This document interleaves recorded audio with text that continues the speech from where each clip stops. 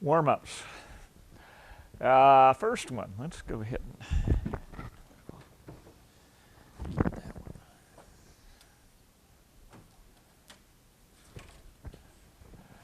and writing in correct English, the first one will be 6 and 75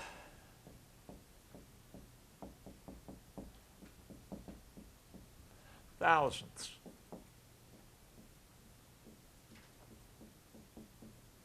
Okay. Next one's kind of an interesting one because I'm going to compare it to something that would be virtually the same without a dash, and it's two different numbers. But this one is 2 and 500 thousandths.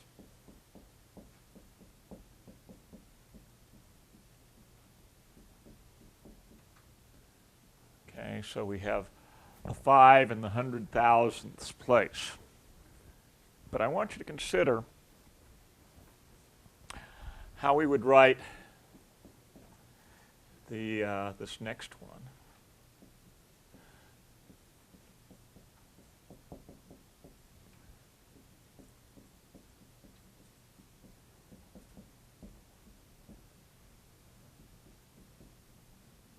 Okay, 2 and 500 thousandths. Okay, remember we had the discussion last time of accuracy and significant figures and that sort of thing, and this has everything to do with that. But okay, so obviously the 2. And then we've got 500 thousandths. So we're going to end with the thousandths place, right? Okay, that's what it says. Okay, and I've got 500 of them. Okay, I'm ending in the thousandths place, and I've got 500 thousandths. So again, this dash is very important. It makes a difference between those two numbers. Okay, and again, when you get into measuring in your sciences, they'll talk a lot more about that, particularly if you're going to take chemistry. Okay, they're going to talk about significant figures and accuracy and all of that. Okay, converting to fractions, 0.04 is 4 hundredths. We'll reduce that to 1/25. 0.8, okay, 8 tenths. We have to reduce that to 4/5. Going the reverse direction, 3/5, remember, is 3 divided by 5. Okay, so for long division, I'm going to write like that. I've got my decimal there, and I've got as many zeros as I need. I'll need 1 0 here. 5 going into 36 times. Well, we've placed our decimal. 0.6, 6 tenths. Okay. And 7/8. Okay, we have 8 into 7. And we've got a 8, 7.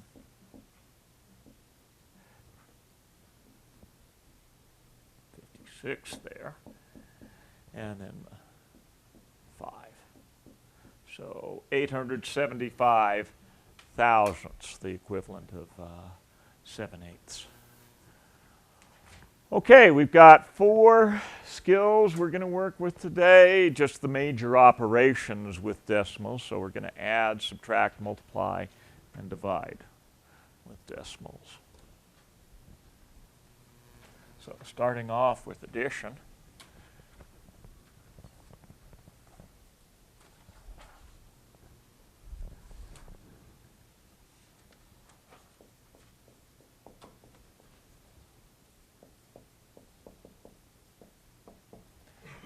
And often you'll see your problems for addition. You've got some arranged horizontally and some vertically, but often you'll see them arranged horizontally. That actually saves space on the paper. Publishers like that. Okay, so we're going to start off with one like that. If I have 75.2 plus 6.17. Okay, and we have to add that. Okay, so I'm going to rearrange this vertically. 75.2. We're going to add, right? No. You don't like that, Robert? No. Why? Decimals got to be the same spot. Huh? Decimals got to be the same spot. Okay, we've got to line them up, you're saying. Why do we have to line? I'm not disagreeing with you, and I'm glad you said something. I expect someone to look at me odd and or speak up. Yeah, you shouldn't just let me pass this one off by you. Why do we do that, though? Why do we line up on the decimal? Keeps it in the correct spot. Huh? Keeps it in the correct spot. Well, what's the correct spot? You line up the decimals. Uh-huh. Okay. You'll add the zeros to your 2. Well, I don't have to. I can just bring down the 7 here with adding. It's subtracting. We really have to. But what it is it's the same thread that I mentioned earlier in fractions about you can't add apples and oranges, right? If I had tried this, let's go back. If I had tried this without lining up on the decimal with the 6.17 here, I'd be adding units to tens, wouldn't I? And tenths to units and hundred, yeah. It messes up the addition of adding like things. I've got to add tenths to tenths and hundredths to hundredths and so forth, units to units. So yes, I do. I line up on the decimal. Ah, good, okay. Wasn't able to sneak that by you guys without some sort of a comment. Thank you. All right, so yeah, so now it's just adding. Put your decimal where it is there. I can put the 0 in. There's nothing wrong with that, but the blank serves the same purpose as far as addition. I can just, I tend to not put the 0 in there because I'm aware of this accuracy and significant figures kinds of things. But yeah, we can just add here and like we would normally add. So that's the whole deal with adding decimals. You line up on the decimal, and then you just add like you normally would. Put your decimal where it lined up. Okay, so let's do one more of these. If I have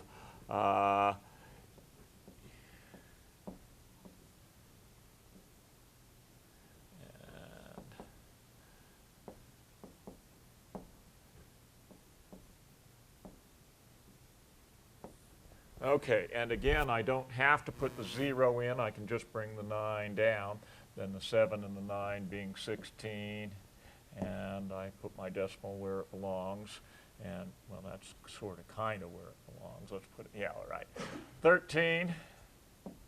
And add like you would normally add. Okay? Okay, pretty straightforward for adding decimals. Well, the same thing's true with subtracting decimals. You can't subtract apples from a pile of oranges, right? Okay, so again, we line up. I would, just like this one, if I, for subtracting decimals,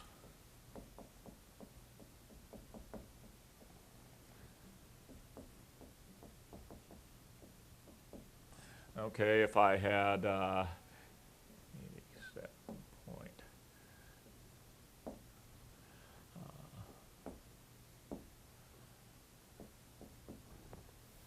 okay, I couldn't get away with this.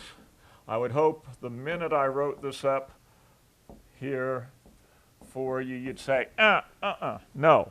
Same sort of deal. I'm trying to subtract units from tens and tenths from units, and so, yeah, so we line up for the same reason that we do that with addition. Okay. So we're going to line up on the decimal.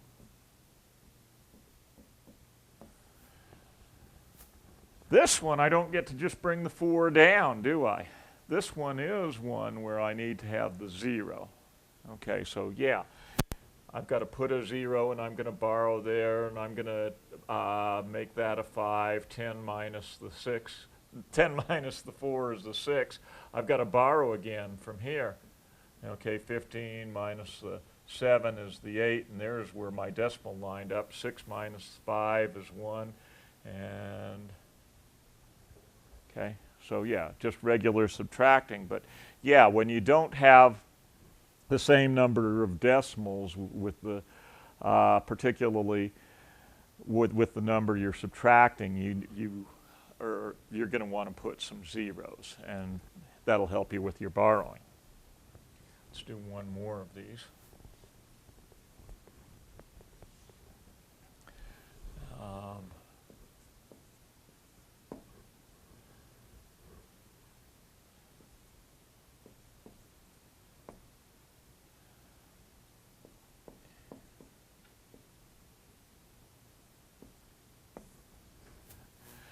Now, in this kind of problem here, I'm subtracting the 0 from the 8. This is a structure that I can just bring the 8 down because I'm subtracting the 0. I don't have to write that 0 in there, okay, because I'm subtracting 0 from the 8. So in effect, I can just bring it down. All right, now I'm going to have to do some borrowing.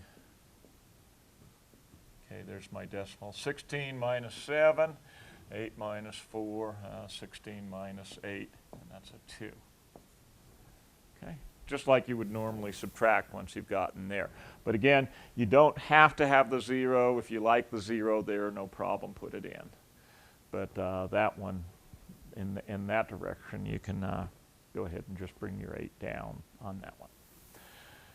Multiplying and dividing fractions are what we're going to do next. Okay, so let's start looking with multiplying fractions. Multiplying decimals. My mind's on fractions. Multiplying.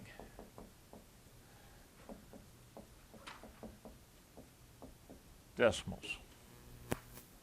Okay.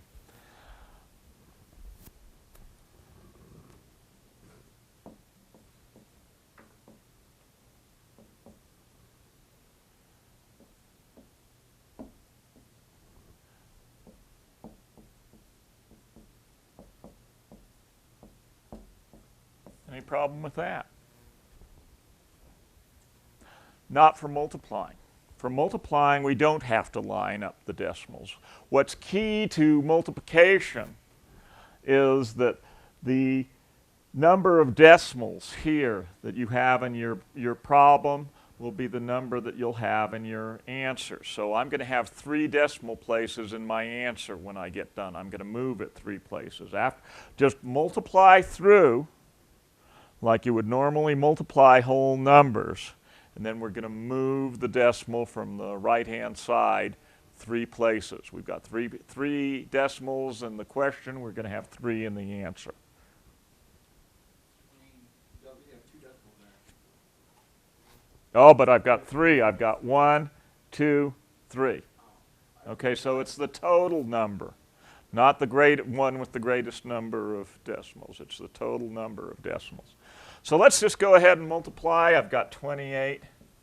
You can put little numbers up there. I tend to remember them, but if you would like putting your little numbers to remind you, you can do that. Okay, 56 plus 2 is 58. Okay, 21 plus the 5 is 26. Whether I'm writing those up there or not, that's the way my mind is going. Okay, so I'm just writing them up there on this one, though. Okay, then the 6 times the 4 is 24. I've got the 2 again. Okay, so my mind's thinking with the 2.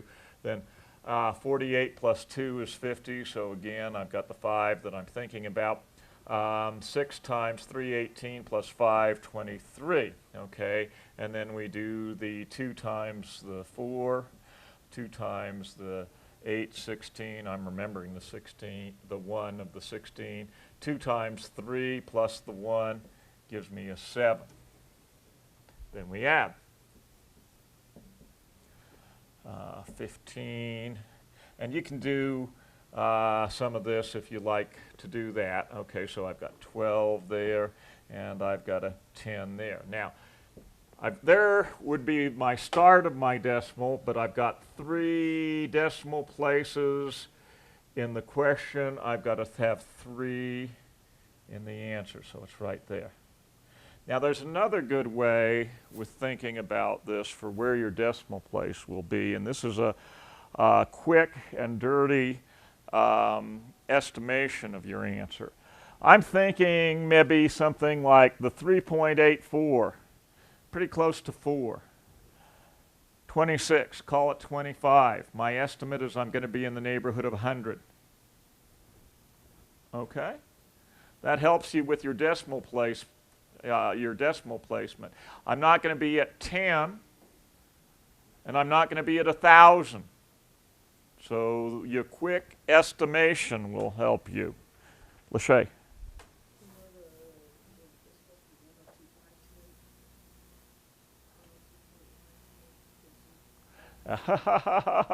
You caught me again. Very good.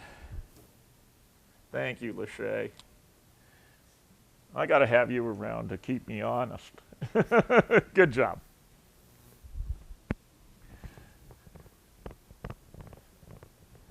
Okay, let's do another one with, we'll do a vertical one. If I have 7.93 times 15.08. First off, think 8 times 15, 120 for my estimate. So that's going to help me with my decimal placement. I'm going to be in the neighborhood of 120. Okay, let's go ahead and multiply and then put our decimal in the correct place. 8 times 3, 24. Keep track of me. I have a tendency to mismultiply. Okay. All right, so I've got a 24. I've got a 2 up here. 72 plus 2. Okay, 74. 7 plus 56 is 63. Then I've got, okay, this one. And to keep your place, when you've got a 0 there, write the zeros in, because otherwise I'm going to have to shift 2 decimal places for when I start multiplying by the 5. It's a good idea to have the place keeper. Okay, so then I've got a 15 and a 46 and a 4. That's a 39. I had the 4 up here that I was thinking about. And then I've got the 1 times the number there, the 793. I can just write that down. So adding 4, 4, 8, 15, 19, and close to 120. I moved, 4 decimal places in the question. I start from here. I move 4 places. Okay. So that's the whole trick for multiplying and your decimal placement. And again, it doesn't hurt you to do a quick and dirty estimate to help you with the decimal placement. And the same thing is true when you're working with division. A good estimate will help you with the decimal placement, but we're going to give you the whole thing with division. Now, one of the things with division, okay, I'm just going to grab a couple of numbers on your assignment. I've multiplied 2 numbers together, so most of your problems are going to come out even. There's a couple of them that don't. Okay, but most of them are going to come. I've made sure that will come out or they're going to come out even. If they don't come out even, you've got instructions to round to the nearest thousandth, if necessary. Okay, if they go on and on and on and on. And there's 1 or 2 of those that'll happen to you. Otherwise, they're going to end by the time you get to thousandths. But I'm just going to grab a couple of numbers, so the chances of their ending by the time they get to the thousandth place are pretty slim. So we're going to round to the nearest thousandth. Okay. Okay. So let's take 427.3. And I'm going 0.38. Let's give us another decimal place there. And I'm going to divide by 17.4. Okay. So long division here. I've got 17.4 into 427.38. Now, nobody likes to divide decimals into decimals. We tend to go more with whole numbers, right? Okay, and actually, let me show you something here. If I wrote this out as a fraction form, if I wrote it as 427.38 and divided it by 17.4, let's multiply by 10 over 10. Well, I shift the decimal one place because I'm multiplying by 10, and I shift the decimal place one place here because I'm multiplying by 10. I'm multiplying by 1 to do this. 10/10 is 1, so I'm not changing the value. Well, that's what allows us to do this. To get a whole number here, I shift one decimal place here, and I shift the same decimal place here, because I'm really multiplying that whole thing by 10 over 10, and that's where I put my decimal place. On all of them, you do that. Shift the same number of decimal places under the division, okay, as the outside of the division symbol. The divisor and the dividend, if you really want to know. But so we shift the same number of places with both of them. Okay, and we can change the divisor into a whole number, which most of us like to do. Okay, so I'm thinking, how many times does 17 go into 42? Or, oh boy, all right, it's going to be twice. I can think of 20 into 40. Okay, at 17 times 3 I know is 51, so I don't have big enough for a 3. I've got big enough for a 2, however. So there's my first estimate for the division. So I've estimated. Now I've got to multiply back 2 times 4, 8. Oh, not yet. No, I'll get an error there. 2 times 7, 14. Now I want to do that. And I've got a 3. Okay, so now I'm going to subtract. I've got a 9 here, and this is an 11 now, 79, and I bring down, this turned out to be a 3. Okay, bring down my 3. So I'm thinking 20 into 80 is 4. Let's try the 4. Okay. So 4 times the 4 there gives me a 16, and I'm carrying the 1. Then 4 times the 8, 28, plus 1 is 29, and 2 plus the 4 gives me a 6, and we subtract. Okay, so I get a 7 there, and a 9 here. And I bring down the 8. Okay. Well, all right, so let's see. 5 times 17 is 85. Let's just do a 5 in there for my estimate. 5 times 4 is 20. And then I've got a 35 plus 2, 37. 3 plus the 5 is an 8. So I've got an 8 here. A 0, 1. Bring down the 8. Okay, so let's see, I'm thinking, gosh, I'm getting bigger here. I can go back to the idea of a 2 into a 100. That's a 5, but that's a little bit low. Let's estimate a 6 and see what happens. 6 times 4 is 24. Okay, 6 times 7, 42, plus 4, plus the 2, 42 plus 2, I'm thinking ahead, 44. Okay, and then 6 times the 1 plus the 4, yeah, we just made it on that one. So I've got a 6 there and a 3 there, and bring down the 1. Now we're back to a 2. Okay, and this is the thousandths place. I've got to go to the 10,000ths to estimate correctly, so I've got one more place after this. I already did this up here with the 2, so if I'm wrong here, the whole thing's wrong anyhow, so let's just take what I did before and write it again down here, and I get a 12. Okay, now 174 does not go into 120, so I've got a 0 in the 10,000ths place. Okay, I needed to check that for my rounding. My answer to the nearest thousandth is that. Most of your homework, with the exception of, I think there's one or two, that it may be just one in that first set of problems, that quite honestly, I set out I was going to do them all where they came out evenly, but I think I wrote one of them down wrong off of the calculator when I transferred it onto the exercise sheets. And then when it was brought to my attention that it didn't end, and I found out that you're right, it doesn't end, I figured, well, why should all of yours end? That doesn't happen in the real world. So yeah, you've got at least one that started out being a typo that I left.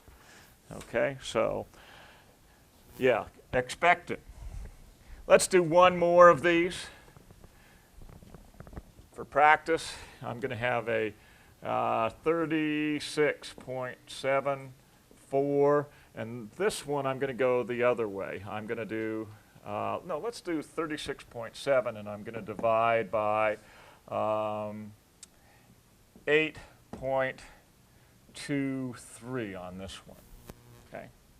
So I shift the same number of decimal places in the dividend and the divisor.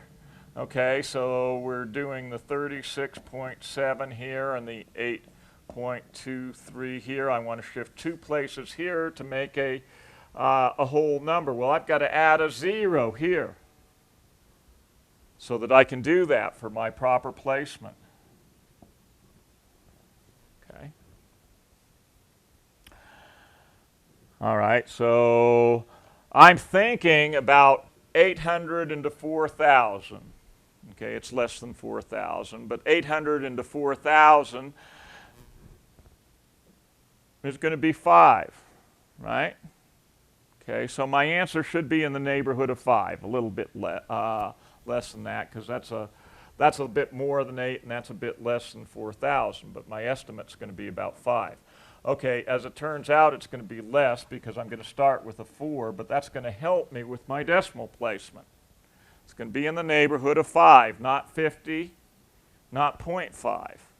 Okay, so we'll go ahead again. I've got a 12 there. I've got a 9, 32. Okay, so we subtract 8 and 8. That turns out I borrowed from there. Okay, I've got a 3. Bring down as many zeros as I need.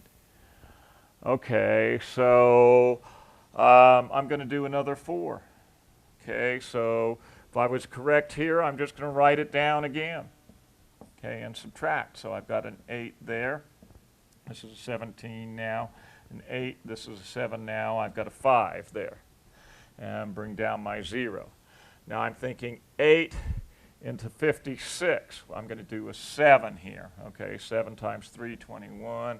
I'm thinking about the 2 anyhow. 14, 16. I'm thinking about the 1, 57. And I get a 9 there. Okay, a 1 and a 1. Bring down a 0. Okay, so 823 into 1190, I've got a 1 there.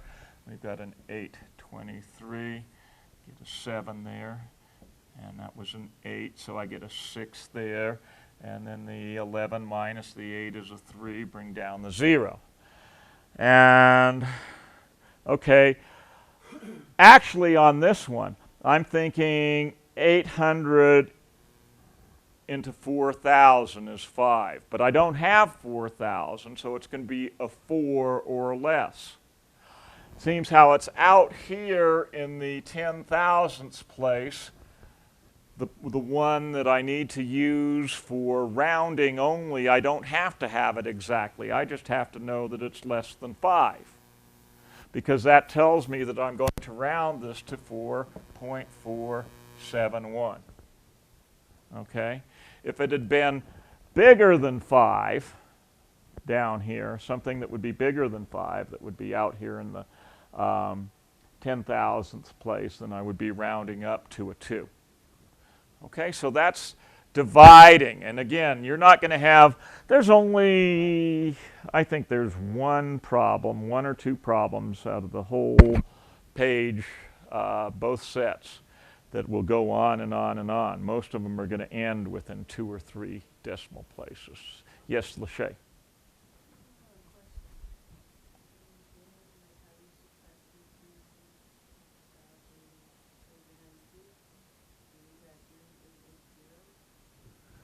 Which? Okay, I've got an 8 there. All my numbers are going to be off. Okay. 378. I've got a, oh, I didn't borrow, did I? Uh-oh. Uh-oh, you're going to catch me on all these. That's good. All right, so my whole thing, and she's right. Okay. I got to have someone catch me doing this. And that's true. You know, you make an error on one of these, and you got to go back up and, yeah, okay, so you see it happens to, yeah, okay, so let's go back here and subtract right. I've got an 8 there. And yeah, I forgot to borrow, didn't I? Okay, so that 17 turned out a 16. That's a 7, and that's, okay, so the whole thing's going to be off. And this one's going to be the 3292 again. And I'm going to get an 8 there. Let's see what happens. Yeah, that is a 4 right there. So yeah, 18 turns into a 17 there, and I've got an 8 there. And okay, so we've got a 5 there.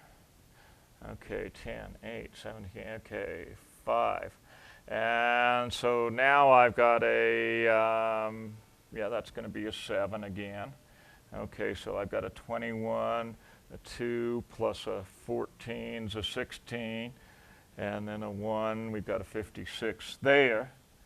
And okay, so that's a 1, and 2190, let's see, I've got a 2 there. Okay, so 6, 6, and I got a 4 and a 16. 6, 4. Did I do another one? What did I do another one on? That's supposed to be 588. It's supposed to be 488. Oh, because I borrowed. Boy, I'm glad I got you around, Lachey. All right. Yep. Yeah, well, that is going to end up on the YouTube. He's going to make sure of it.